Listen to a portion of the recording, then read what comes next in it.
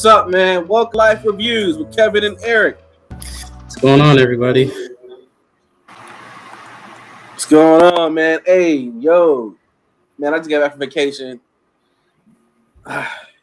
Mexico, 5 days. Beautiful sunset. Back to the cold. But let's get back to business. And last night, I could not wait to watch this movie. I've been waiting all year. But you'll find out why soon. What are we reviewing? What are we reviewing today, bro? We're reviewing the Marvels, or Captain Marvel 2, whatever you want to call it.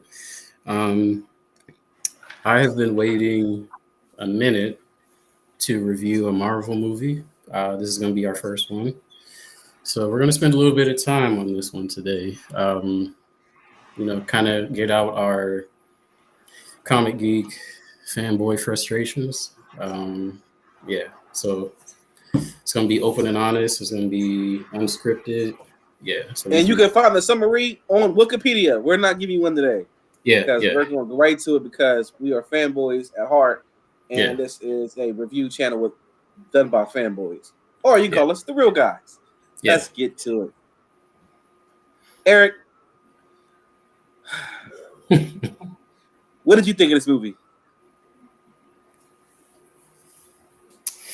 To be honest, and I know we talked about it a little earlier, it wasn't horrible. It wasn't horrible. It was just lackluster, in my opinion. Very much so. I agree with that. Keep going. Yeah.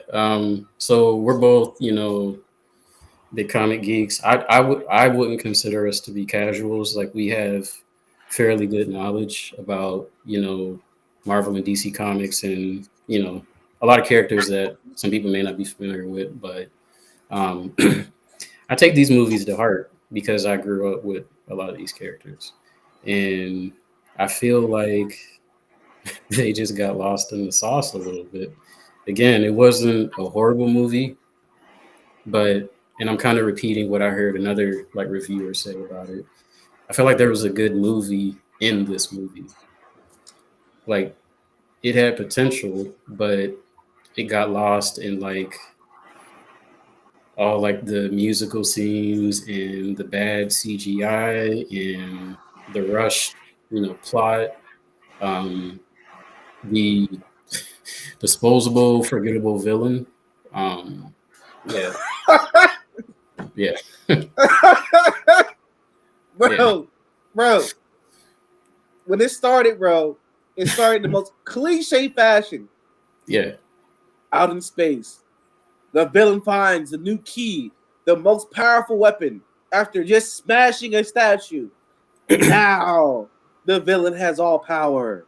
I was like, bro, immediately when I saw that scene, bro, I was infuriated. I was like, okay, so we don't check in on nobody else. We just out in space, and we just go ahead and find the most powerful weapon in the planet. The next bangle. The one quantum band. There was no build up to the story. So she found one quantum band. What, on the moon or somewhere? I can't even remember. No, it wasn't the moon. She was in she was in BM 114, some solar system I never heard of. Right? Yeah. I mean, bruh. The villain was I didn't believe the villain. I liked the woman's acting. She did the best she could with the role she was given. But why? You know why? Captain Marvel has bigger fish to fry. Why are we always revisiting the Skrulls and the Kree? I just don't understand it. To me, bro, the best part of the movie for me was Kamala Khan. Yeah. Hands down. Like, if you take Miss Marvel out of there, I'm not feeling it. I feel like Kamala Khan is. I really like her authentic roots, her family, the family dynamic. They made the movie fun for me, but in how she fangirled out when she met Captain Marvel, that made the movie for me. And I'm not gonna lie, I love Photon / Spectrum / first female Captain Marvel. Yeah. DC, Marvel, you messed me over with that. That was the first Captain Marvel. She was black, not white. By the way, anyway, female Captain Marvel. Yeah, nigga, my horse. But I just cannot connect with Captain Marvel. I can't connect with her. Like the end scene, bro. When Spectrum went to another universe and another timeline, another universe, whatever, right? Or another multiverse, and like she's trying to get there to her and save her. She's just quiet. I wanted to scream. I wanted some emotion. We got no emotion. It's like silence. Like no human emotion. Like I've never seen somebody play a superhero so robotically, bro. I feel like I was watching the Terminator. Like it's just like. Yeah. So let's backtrack a little bit. So brief synopsis. We'll just do brief synopsis. We don't gotta do synopsis. They don't even watch the movie. read the Wikipedia. The only reason I watch the movie is for you guys to let you know not to watch the movie. Just watch the Marvels. Just watch Miss Marvel. Watch WandaVision because you can see how Homegirl got her powers, and just skip it. Honestly, I mean, it probably don't even connect to the major universe. Spoiler alert: the best part was the end credits. You know, the first end credit we find out we're probably with the Young Avengers. The second end credit is Homegirl is in a multiverse with Beast and the Beast we know and love from the X-Men movies. What's his name? Go ahead and say it, brother. Kelsey Grammer is Beast. It's CGI, all nice looking, beastly mug, and she's somehow in the X Mansion. Who knew? Yeah. But anyway, well, there you go, guys. Skip the movie. So, you just butchered this movie. So yeah, basically, Dar-Benn is the name of the villain. She's out for revenge because I guess Captain Marvel destroyed some AI on her planet called the Supreme Intelligence, which was helping her planet, I guess, like revitalize itself or whatever. And it was actually doing more damage to her planet. So she's out. I'm not sure that's actually accurate. This is a civil war on a planet that broke out. So was it because the Supreme Intelligence was gone, or was it because the Civil War broke out? Like, well, Carol or Captain Marvel went because she was, she felt as though she was doing them a solid. She was there on a mission to destroy the AI because it was causing all these issues on the planet. And then fast forward, Dar-Benn is going to different planets to try to get like the resources because their planet is running out of like water and like breathable air, which that didn't even make sense to me. Yeah, it was just really it was sloppy and it was thrown together too quick. I felt like they had a lot of time, like they actually had to do reshoots, and it still came out like this, which isn't good.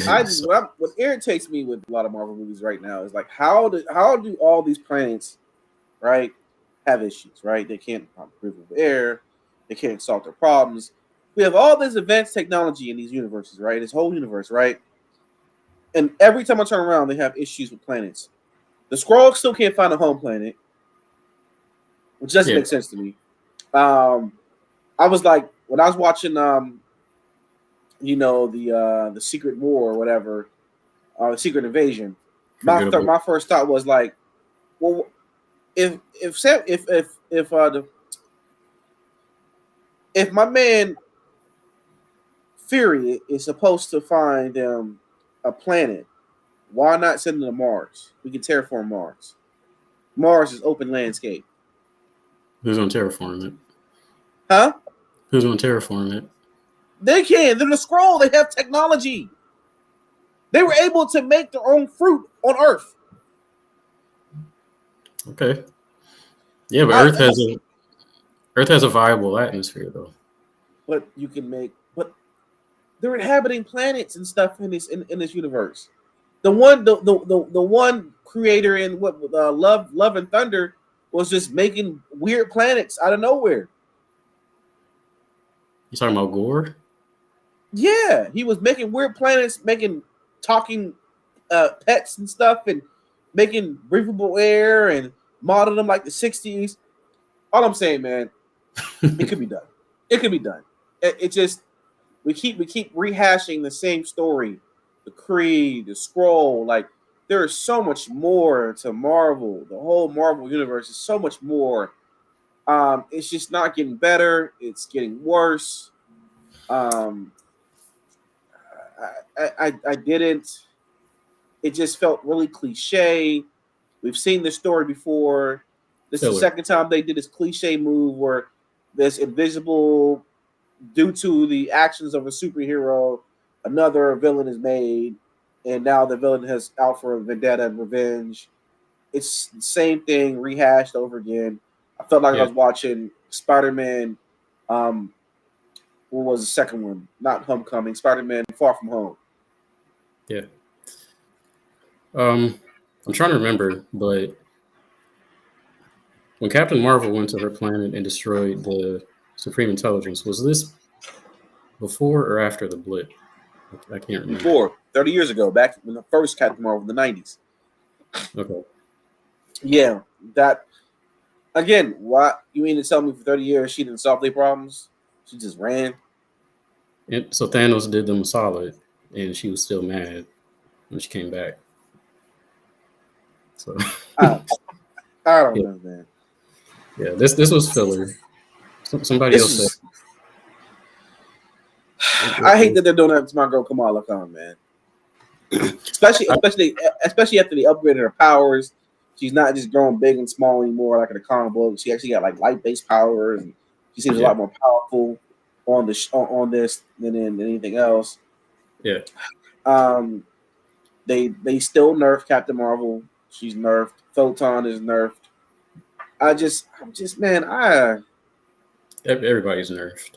I don't understand why we are nerfing superheroes.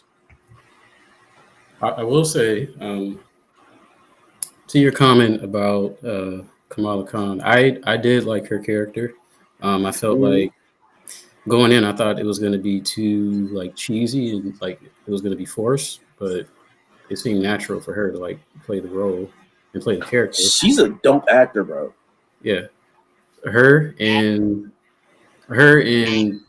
Spectrum, or AKA Photon, were my two favorite people. I agree. And I liked how Monica Rambeau, Spectrum, like was able to explain everybody's powers, and it made me think right now, not to be too woke on y'all, but she's the most powerful black superhero in the MCU right now. I mean, absolutely. I mean, who in the MCU? Who else is there that's black? Just Shuri, which her powers aren't like she has to take the herb in order to have those powers and enhanced abilities. But then there's Luke Cage, which I don't even think he's a part of the MCU right now, and Sam Wilson. That's it. Sam Wilson got no powers. Yeah, he doesn't have powers. I mean, like there is no other black superheroes outside of Black Panther, Shuri. Isaiah Bradley is there. But he's not active anymore. Yeah, and his grandson. He's a super soldier. But does his son have? Does his grandson inherit the powers? I'm believing he will. I know he's going to be called Patriot. We're jumping around, y'all. Sorry, but he's going to inherit the mantle that his grandfather had when he was fighting. That'd be dope. He's going to be part of the Avengers. So yeah. But anyway, this movie, man. Yeah, guys, just don't waste your time. Really don't. I mean, I hate to say that, but I mean, if you like Kamala Khan, watch the movie. Kamala Khan was great. Monica Rambeau was really great. My dad he liked her a lot because of the assets. Yeah. Even my dad, one thing I thought was kind of funny was my dad, he's the reason. If you guys don't know, I probably never said this.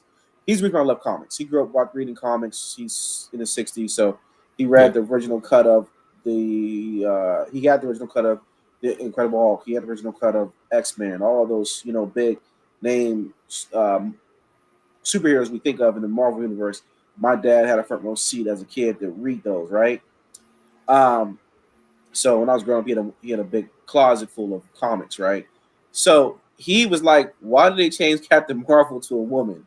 So like he was upset. I was like, "Well, Pop, they changed it to a woman. I get no history when they changed it from Marvel or Captain Marvel to a female." And he was like, "Yeah, that makes no sense to me." I think Marvel was losing a lot of the OG fans like myself who stopped reading comics in the 80s. Because they made Captain Marvel a woman. It was like, I never thought about that. Yeah, there was a few people, not to cut you off, there was a few people that had the mantle of Captain Marvel. So yeah. But the longest running prior to this version of Captain Marvel was a male. And it was so anyway. Yeah, we're not gonna get into it. But let's go to my favorite part. One of my favorite parts, the critic reviews. All right. What's up? We didn't go over the ending credits. Oh, we gotta talk about that. Ending credits. I briefly talked about it. Dope. I mean, like when she went over to see old girl, Kate Bishop, she was like, "You thought you were the only kid superhero?" When Kamala went there, I thought it was hilarious. She's like, "I'm 23." That was cool. Yeah. Building a team, Young Avengers. I like that. I'm excited for that. All right, so we know. Do we know like who the members are that we've seen already? Do we know Kate Bishop, supposedly Patriot. Yeah. Ant-Man's daughter. Yep. Cassie. Billy and Billy and I should know this. I forget his brother's name, but Wanda's kids. Wanda's kids, the twins. Wiccan and Speed. Yeah. And then I saw something. I think it was fan made online, but supposedly She-Hulk, but it should be Amadeus Cho, who should be, the next version of Hulk. And I think that's it. It's for T'Challa Jr. Yeah. All right, let's forget about that. Bro, let's forget about that. We had all right. And then again, Monica Rambeau is now in the universe of X-Men universe. I'm wondering if she's going to be in Deadpool. That's my thought. I think so. So the character that Monica woke up and then she saw who looked like her mom. Who was she? Like her mom. What character was that? That is Binary. And Binary, is she a mutant?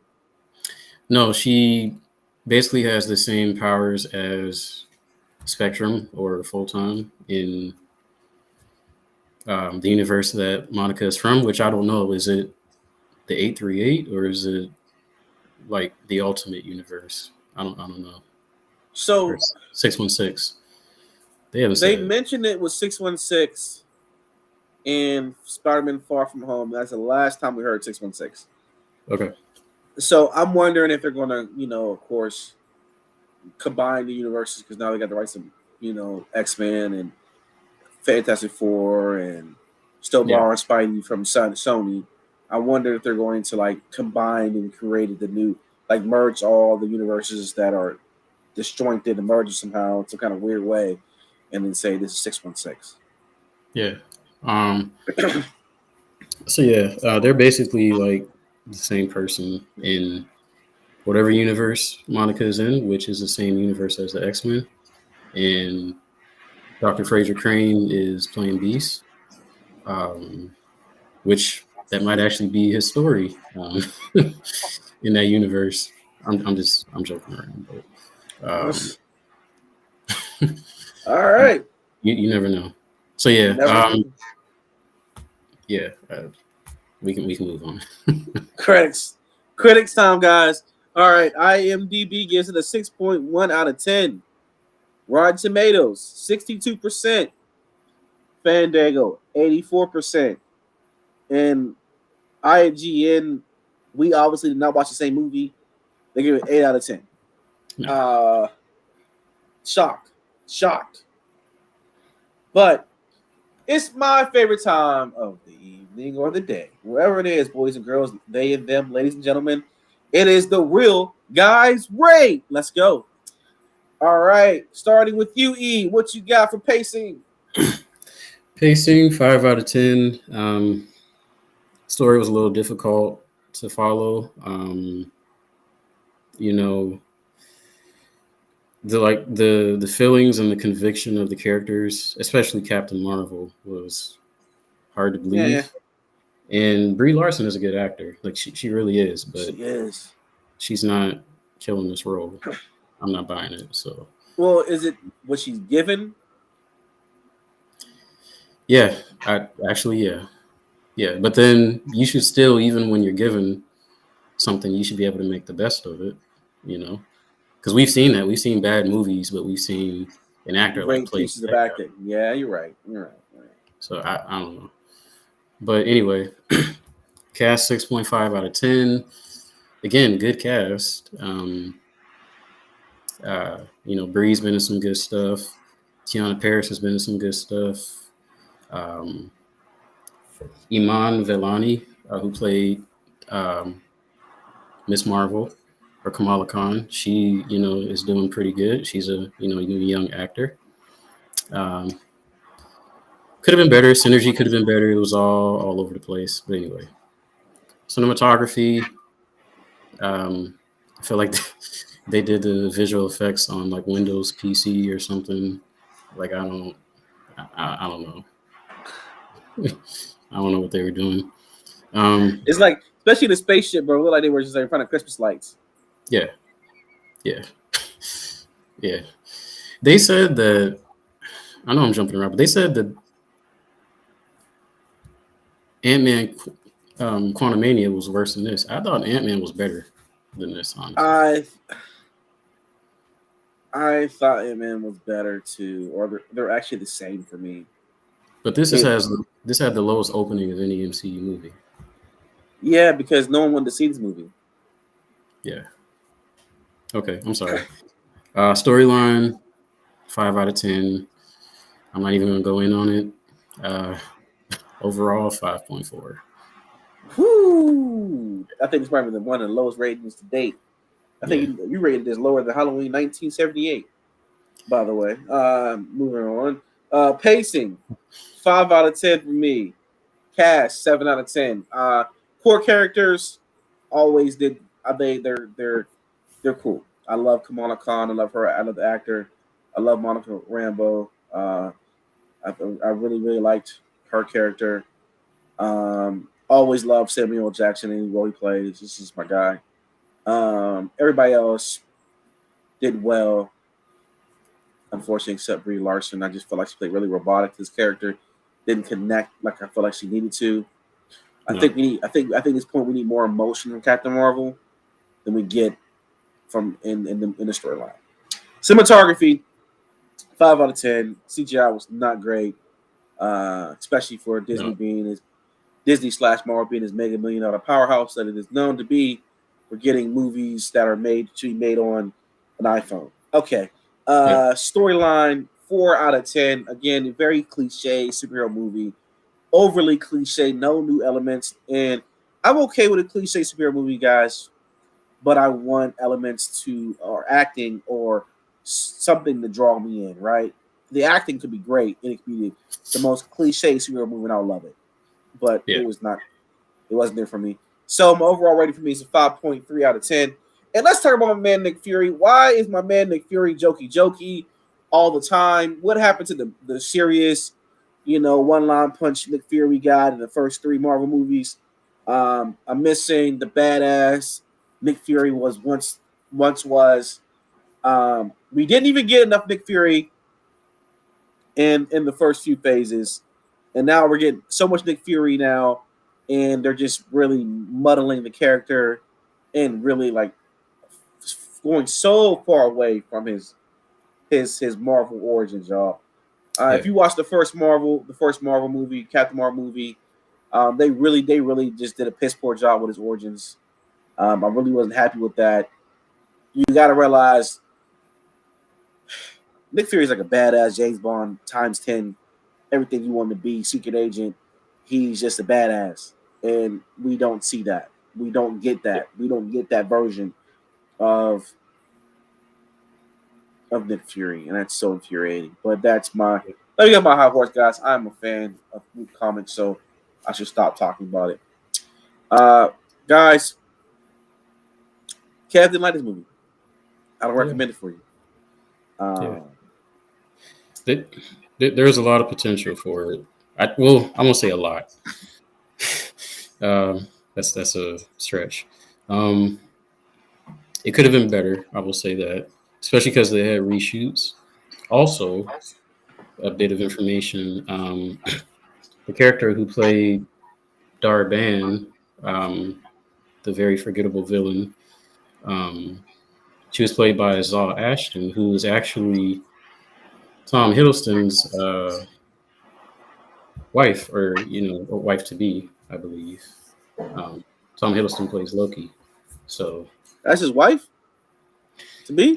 That's his lady, and they actually have 2 kids. You sure? Yep.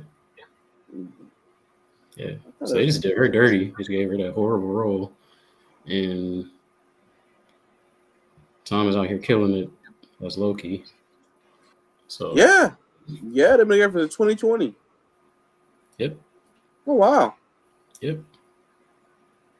Got kids. Yeah. I liked her acting though. I just didn't like the character. I didn't believe her. I didn't believe her either. I mean, I felt I didn't believe her either. I just liked what she was trying to do, but I just didn't quite understand her rage and her anger. Yeah.